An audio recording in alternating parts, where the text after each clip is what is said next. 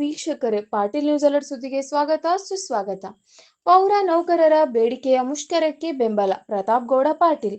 ಮಸ್ಕಿ ಪುರಸಭೆಯಲ್ಲಿ ಕರ್ನಾಟಕ ರಾಜ್ಯ ಪೌರ ನೌಕರರ ಸಂಘ ವತಿಯಿಂದ ವಿವಿಧ ಬೇಡಿಕೆಗಳ ಈಡೇರಿಕೆಗಾಗಿ ಸರ್ಕಾರದ ವಿರುದ್ಧ ರಾಜ್ಯಾದ್ಯಂತ ಅನಿರ್ದಿಷ್ಟಾವಧಿ ಮುಷ್ಕರಕ್ಕೆ ಬೆಂಬಲ ನೀಡಿ ಮನವಿಯನ್ನ ಸ್ವೀಕರಿಸಿ ಮಾತನಾಡಿದ ಮಾಜಿ ಶಾಸಕರಾದ ಪ್ರತಾಪ್ ಗೌಡ ಪಾಟೀಲ್ ಇವರು ಕೂಡಲೇ ರಾಜ್ಯ ಪೌರ ನೌಕರರ ಸಂಘದ ಎಲ್ಲಾ ಬೇಡಿಕೆಗಳನ್ನು ಈಡೇರಿಸಬೇಕೆಂದು ಸರ್ಕಾರಕ್ಕೆ ಆಗ್ರಹಿಸಲಾಯಿತು.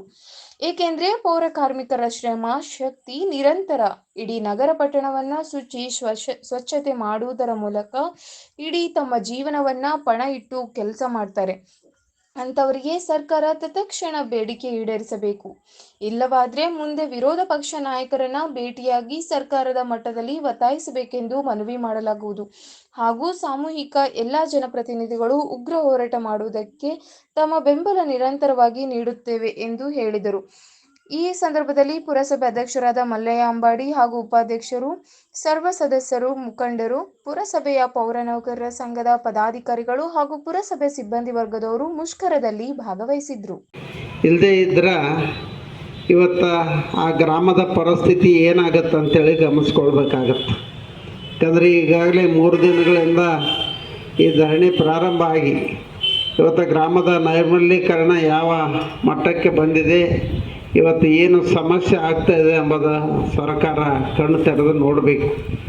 ಯಾಕಂದರೆ ಇವತ್ತು ಈ ಆರೋಗ್ಯದ ದೃಷ್ಟಿಯಿಂದ ಬಹಳ ಮುಖ್ಯವಾಗಿ ಇವತ್ತು ಸ್ವಚ್ಛತೆಯನ್ನು ಕಾಪಾಡಿಕೊಳ್ಳುವಂಥದ್ದು ಭಾಳ ಅವಶ್ಯಕ. ಯಾಕಂದರೆ ಈಗಾಗಲೇ ಮತ್ತೊಮ್ಮೆ ಕೊರೋನಾ ರಾಜ್ಯಕ್ಕೆ ಈಗಾಗಲೇ ಒಕ್ಕರಿಸಿರುವಂಥದ್ದನ್ನು ನಾವು ಗಮನಿಸ್ತಾ ಇದ್ದೀವಿ.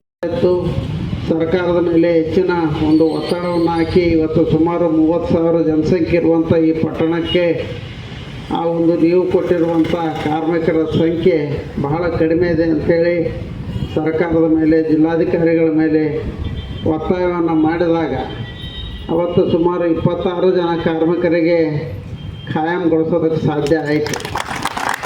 ಹೀಗಾಗಿ ಇವತ್ತು ಅವರು ನೆಮ್ಮದಿಯಿಂದ ಇವತ್ತು ಜೀವನವನ್ನು ಸಾಗಿಸೋದಕ್ಕೆ ಸಾಧ್ಯ ಆಗಿದೆ.